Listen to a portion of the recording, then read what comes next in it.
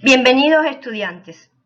Continuamos con la unidad de aprendizaje número 1 y esta actividad es la primera del tema 3 que se titula La nueva naturaleza del acto educativo en la educación virtual en la era digital.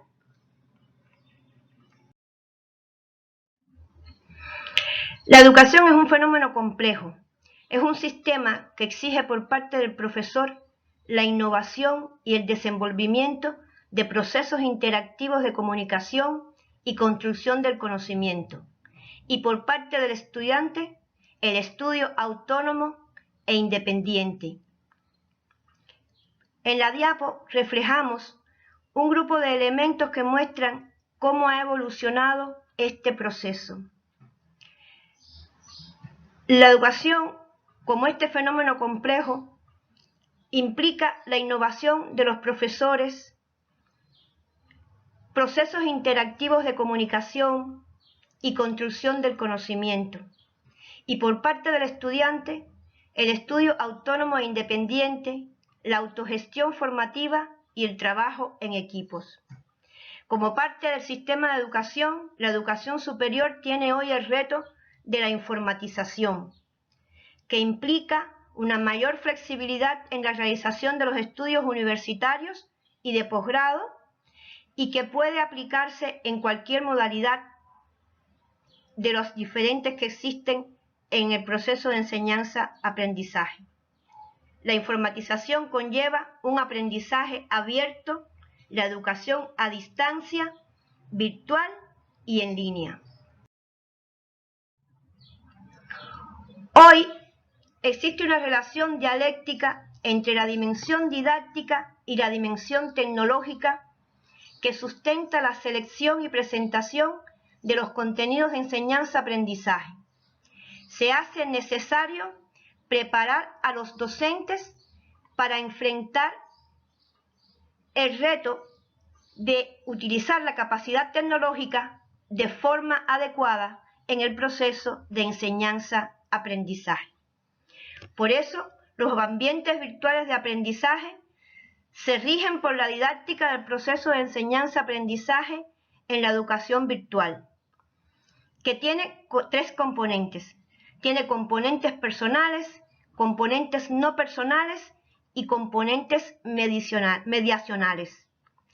Entre los personales están la relación docente-alumno, alumno-alumno, grupo docente, docente-docente y el docente con este nuevo rol en la educación virtual de tutor o facilitador. En los no personales están los problemas, objetivos, contenidos, métodos de enseñanza, medios de enseñanza, formas de organización, evaluación, tareas de aprendizaje. Y en los mediacionales tenemos Internet, las redes, las plataformas, las tecnologías, los recursos y herramientas informáticas. Sobre este tema se profundizará en futuras conferencias por parte del doctor Orlando Valera. Estos elementos tenemos que tomarlos en cuenta cuando hablamos de las aulas virtuales. Han existido diferentes entornos de aprendizaje.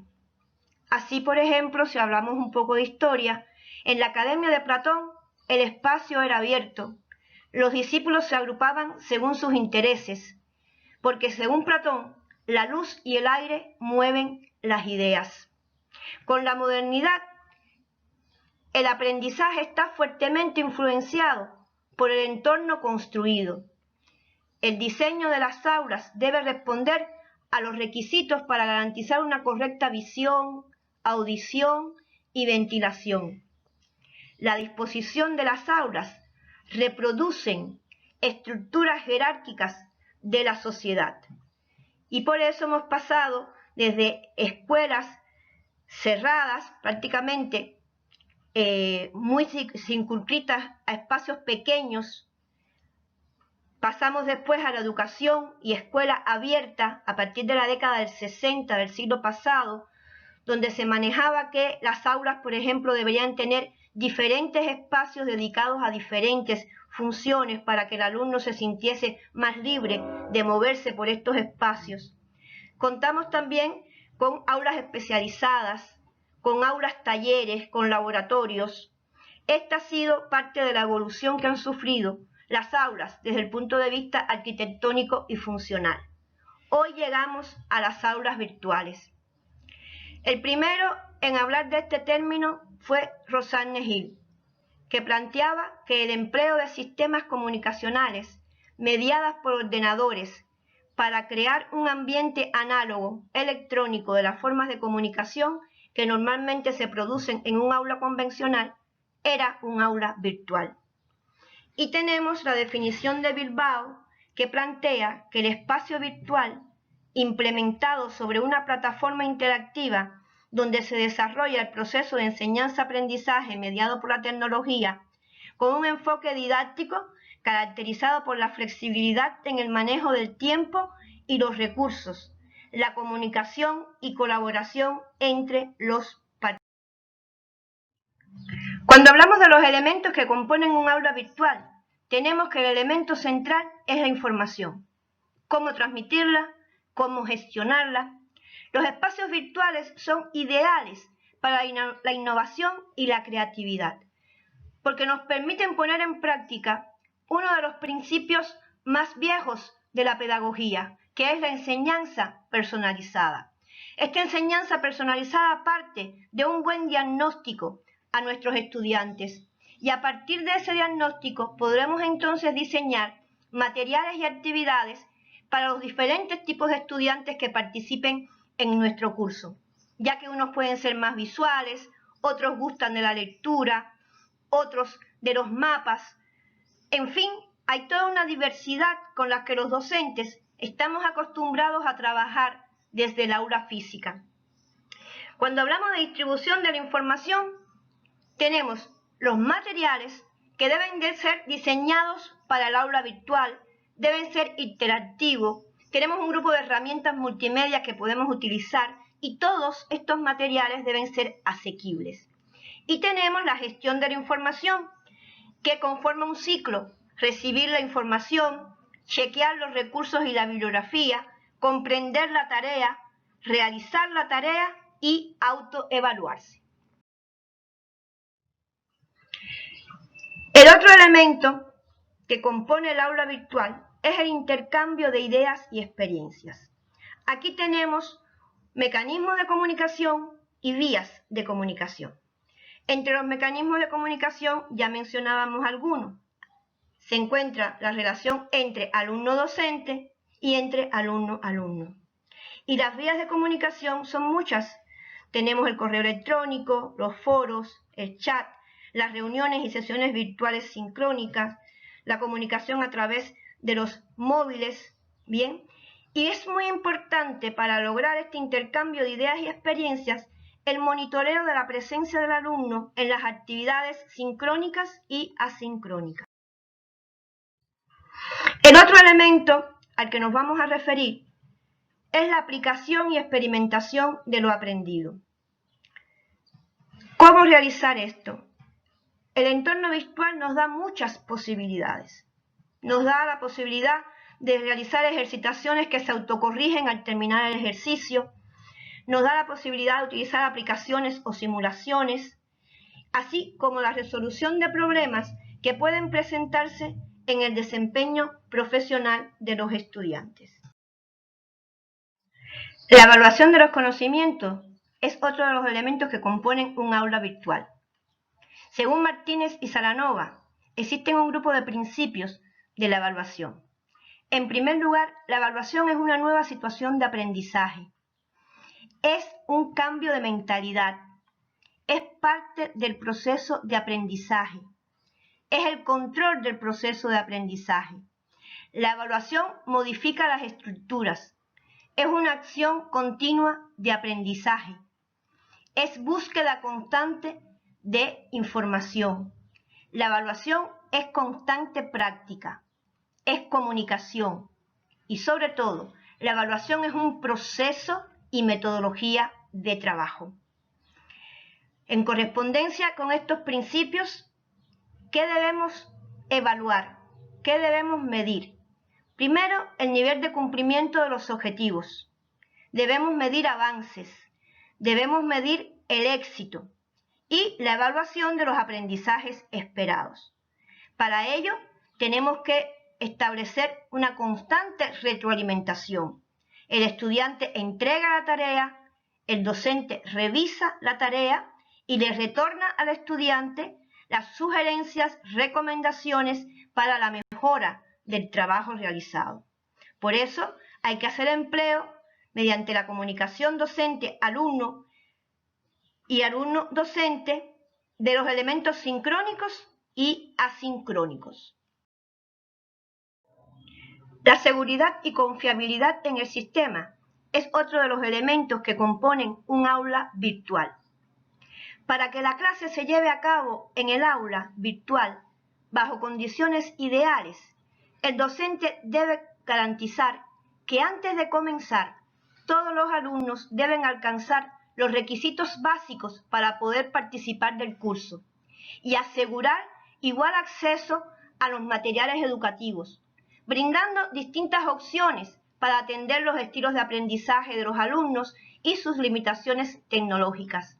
El docente tiene que alentar a la comunicación y participación de los alumnos en los foros de discusión, en todas aquellas vías, tanto sincrónicas como asincrónicas, que diseñemos para el aula. Por ello, tenemos que diagnosticar, tenemos que motivar, tenemos que realizar una atención personalizada, tenemos que lograr la eficacia, mantenimiento y ajuste sistemático del sostén tecnológico, proteger los dispositivos y contenidos y proteger la salud y el medio ambiente. Una vez más, tenemos que recurrir a la retroalimentación. Tenemos que lograr una comunicación docente-alumno y viceversa por todas las vías que tengamos a nuestro alcance, tanto sincrónicas como asincrónicas. Ventajas de las aulas virtuales. En esta diapo señalamos algunas de ellas. Supera las limitaciones de tiempo y espacio, desarrolla una amplia cultura computacional, desarrolla un pensamiento creativo y constructivo. La organización del contenido y planificación de actividades docentes son apoyadas con una mayor base tecnológica, proporciona entornos de aprendizaje y trabajo cooperativos, evalúa de forma proactiva a los estudiantes y, sobre todo, el estudiante es protagonista de su propio proceso formativo. Los docentes que actualmente convergen en las aulas son migrantes digitales, a diferencia de sus alumnos que son nativos digitales. Por ello, los espacios y herramientas virtuales son ámbitos que suelen transitar con más incertidumbres que certezas. Por eso, las aulas virtuales también tienen algunas desventajas. Aquí señalamos el insuficiente dominio de las habilidades informáticas en los docentes y en algunos estudiantes, la motivación del alumno, que puede resultar complicada, se reduce en el tipo de relaciones sociales a las que estábamos acostumbrados a establecer en las aulas tradicionales y que tenemos que lograr establecer también en las aulas virtuales, la disponibilidad de las computadoras en tiempo y espacio, y plantea un cambio en el rol tanto del docente como del estudiante, lo cual también aún resulta difícil de asimilar. Tanto docentes como estudiantes en estos momentos necesitan estrategias de autoformación que le permitan un mejor desenvolvimiento en los entornos virtuales. En esta diapo recreamos algunas de esas estrategias de autoformación.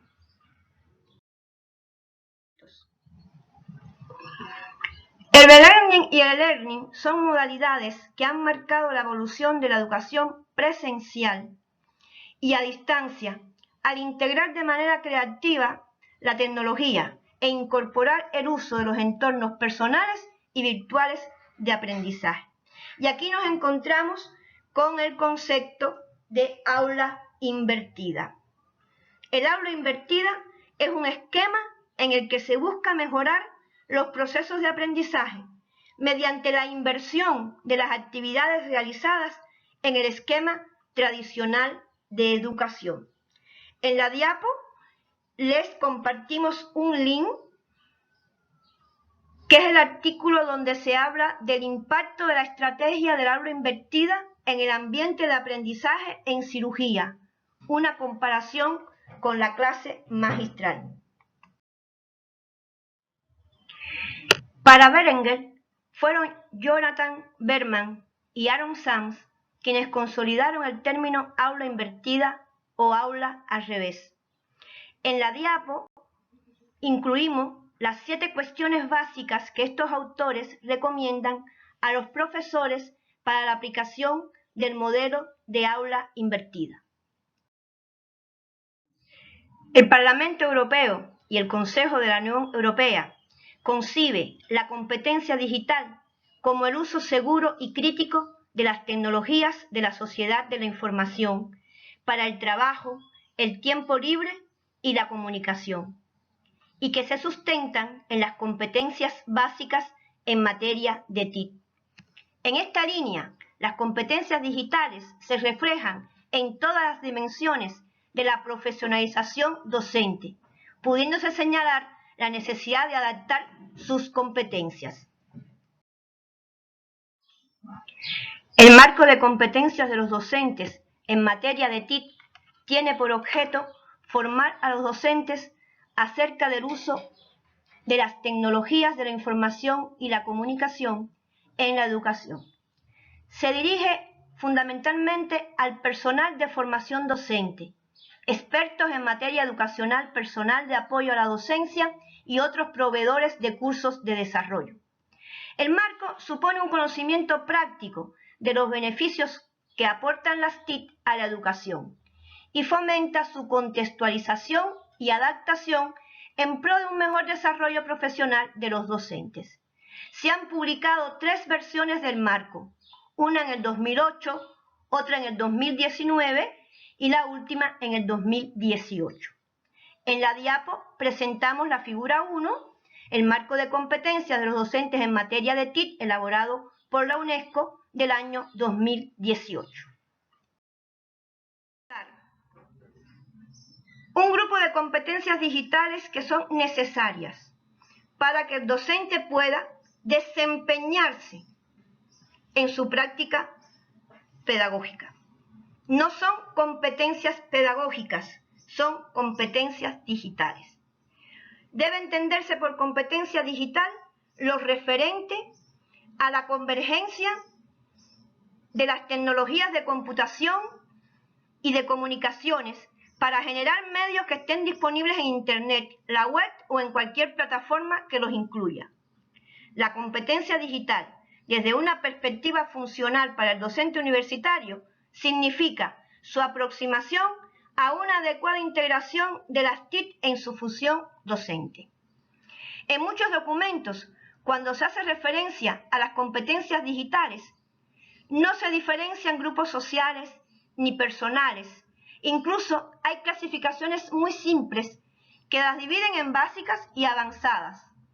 Y en parte tienen razón, porque las competencias digitales deben ser alcanzadas por todos los ciudadanos para una correcta comunicación y desempeño en el mundo contemporáneo. El marco europeo de competencias digitales para la ciudadanía, también conocido como DINCO, plantea varias áreas de competencia para los docentes. La primera área de competencia es la información y alfabetización digital, que se refiere a navegar, buscar y filtrar datos, información y contenidos digitales, evaluar datos, información y contenidos digitales y la gestión de datos, información y contenidos digitales. La segunda área de competencia, comunicación y colaboración online, refiere interactuar y compartir a través de tecnologías digitales, la participación ciudadana, la colaboración y el comportamiento en la red, así como la gestión de la identidad digital. En el área 3 se habla de la creación de contenidos digitales. Y entonces aquí tenemos el desarrollo de contenidos, la integración y reelaboración de contenido digital, los derechos de autor y licencias de propiedad intelectual, hasta llegar a la programación. El área 4 se refiere a la seguridad en la red. Abarca la protección de dispositivos, la protección de datos personales y la privacidad, la protección de la salud y del bienestar y la protección medioambiental. El área de competencia 5 se refiere a la resolución de problemas y habla de la resolución de problemas técnicos, la identificación de necesidades y respuestas tecnológicas, el uso creativo de la tecnología digital, así como identificar lagunas en las competencias digitales. Queremos introducir el tema de la mentoría digital como nuevo concepto pedagógico ante la diversidad de roles que actualmente en la educación a distancia, virtual y en línea asumen los docentes, y porque es uno de los fundamentos del diseño y realización de este diplomado. En el entorno virtual se diversifican los roles de los docentes. Pueden ser organizador, guía, generador, acompañante, gestor del aprendizaje, orientador, facilitador, tutor, dinamizador, asesor y mentor. La mentoría es un proceso de acompañamiento personalizado, más desarrollador y constructivo como parte de la comunicación educativa. Es una relación de interacción donde estudiante y docente se ponen de acuerdo en tiempos y tareas. Ambos aprenden a través del diálogo y la reflexión. En la mentoría digital se trabajan más los elementos de la personalización a través de herramientas y recursos de carácter sincrónico, estimulando el desarrollo de las potencialidades del alumno y su educación desde una ciudadanía digital.